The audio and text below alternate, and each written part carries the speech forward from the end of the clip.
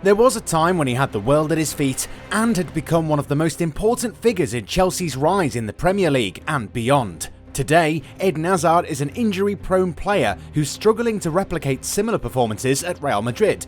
What happened to the Belgian winger? Was it just injuries or just pure bad luck? Roman Abramovich is formalising the sale of his beloved Chelsea as the Russian oligarch pays the price for apparently being too close to Vladimir Putin for comfort. Young Abde Ezzalzouli was a revelation for Barcelona at the end of the year 2021, but the young Moroccan is now struggling to stake a claim for a starting role in the club. Ferran Torres has had a decent start to life at Camp Nou, but the young Spaniard is not lacking in detractors. Regardless, the former Manchester City man is not too bothered by all this. Before we get started, we want to share the sponsor of today's video. The OneFootball app is the ultimate football platform and is a must-have for every football fan so that you can follow all of your favourite leagues, teams and players all the time right from your phone. You can be sure to turn on notifications for specific players to be instantly alerted when they score a goal or when they are involved in other breaking news. It is the best and easiest way to stay up to date with everything football. Click the link in the description down below to download the app right now. You won't regret it. During the January transfer window, Ferran Torres was Barcelona's flagship signing. The Spain international joined the Catalans from Manchester City for a whopping 55 million euros. The signing forced the club to send Philippe Coutinho to Aston Villa on loan in order to create space in the roster and the wage bill. Since then, the former resident of Valencia and Man City is struggling to convince. Author of 2 goals and 3 assists in 9 games in all competitions, the Spanish international quickly saw the first wave of criticism for his attacking performance arrive. And for the first time, in comments relayed by Marca, Ferran Torres defended himself. "You're all focused on the goal, but that's not everything. I bring my contribution to the team. It's true that I'm an attacking player, but there are other factors like helping defensively, making assists, getting along with his partners. It's important," he said, before concluding. "I am calm, I am on the right path. Goals are series. Sometimes it fits, sometimes not. You have to be consistent, stay calm mentally. You have to be positive." Considered as a regular starter by Xavi, the Spaniard is not the type to stay quiet, and journalists conjure up things about his form. Barcelona supporters discovered young Abde one evening in October 2021 against Alaves. With many experienced players out injured, the lack of options up front, Sergi Barjuan, who took over after the departure of Koeman, had decided to launch the young people from the reserves. The Moroccan striker, recruited last summer from Hercules to strengthen the club's B team, quickly caused a stir with his displays. A confusing dribbler, technically solid and above all already physically fit, he had amazed those around him, and above all convinced his new coach Xavi to count on him for the following matches. He even ended up becoming an indisputable starter in this revamped Barca, with the added bonus of a nice goal against Osasuna. Ezzalzouli is a talented player. He has tremendous ability to dribble past defenders. He is a player who makes the difference. He caused 2 yellow cards. It is a marvel and a surprise. Very good news for us, explained the Spanish coach after the meeting. Things were going well, and he logically caught the eye of Morocco manager Vahid Halilhodžić. The youngster was in line to represent the country of his forefathers at the AFCON, but Barca weren't too keen on allowing him to leave in January. Aware of his potential, the Spanish Federation came calling.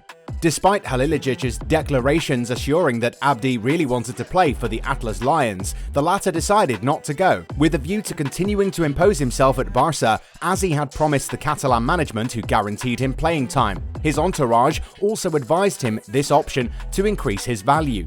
Nothing went as planned, and the youngster saw the arrivals of Torres, Adama Traore and Pierre-Emerick Aubameyang in January.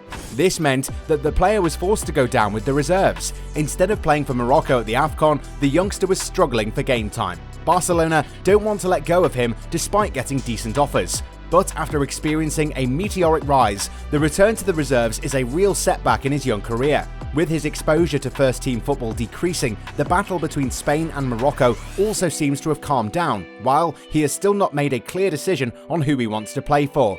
Recently, Luis Enrique publicly announced that his profile appealed to La Roja.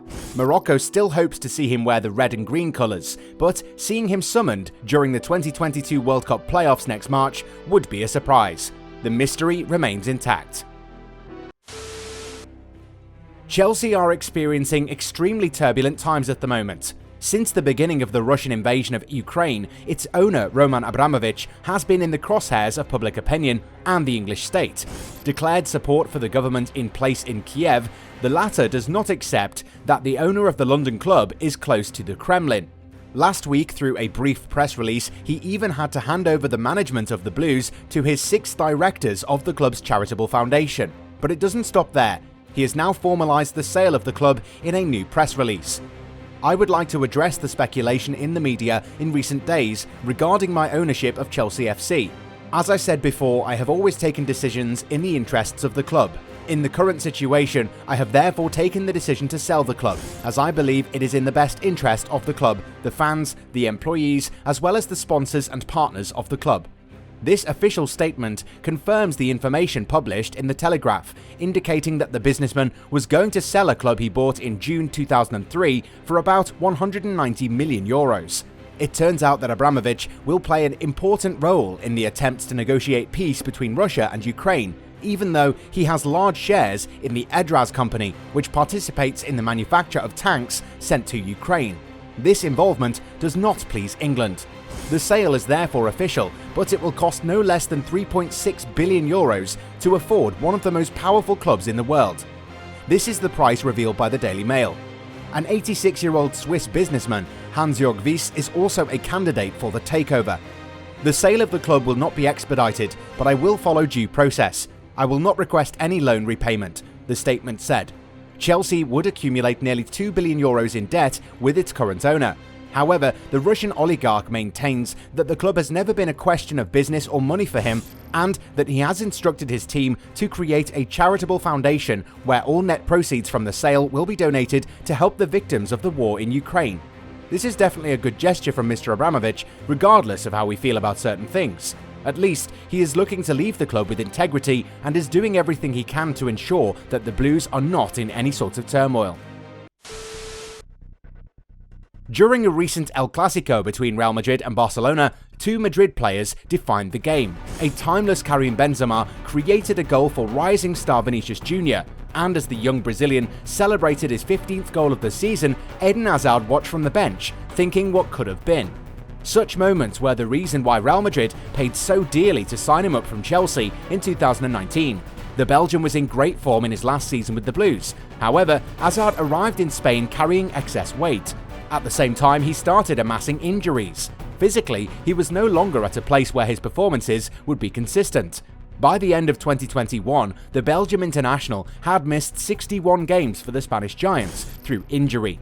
There was a time when Hazard's dribbling and ability to float past defenders was bettered only by Lionel Messi, but due to so many injuries, the ability that defined him for nearly 10 years is pretty much gone. Hazard is not the first player whose loss of explosiveness has ruined their career, and he won't be the last. The likes of Andriy Shevchenko, Kaká, Wayne Rooney, and many others went through the same thing.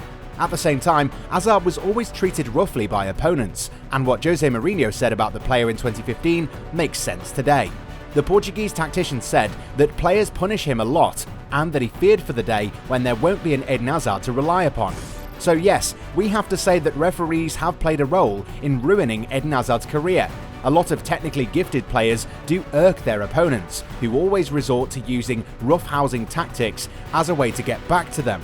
Match officials, though, don't really do much about it, even though they should protect such players more often. At the same time, Hazard's lifestyle once he left Chelsea should also be questioned.